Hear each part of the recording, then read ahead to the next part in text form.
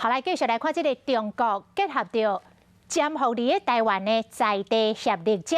透过媒体传播着无实在的消息，企图要来造成台湾内部的混乱。像已经来退伍的将军夏英洲，伊来接受到中国官方的媒体《环球时报》访问的时阵，竟然讲，这个中国的军机有权进入咱的西南防空识别区，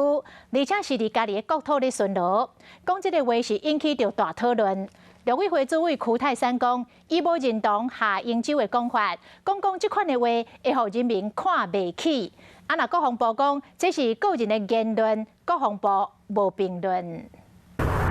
中国昨天派出4台歼16战机来台湾附近空袭，空军除了派空中巡逻兵力，阁利用防空飞弹追踪和放送来甲赶走。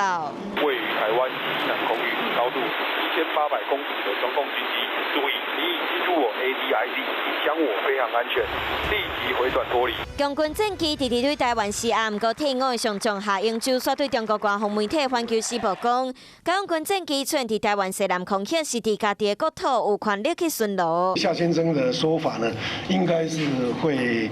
这个遭受人民的唾弃了哈。那这样的一个说法确实是不当。我也请人出面帮我解决问题，也不方便讲了，时间会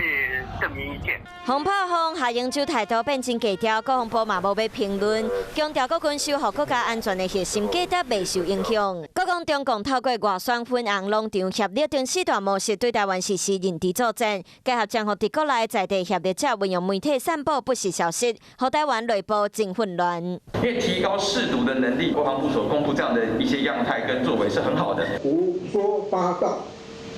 再给人家栽赃戴红帽，以后就把它拿出来，谁举例？军方嘛对在地协力者放出的消息赶紧查证追查来源，嘛随回应伫官方网站社军平台，主动向国内外背回反制中国的操作。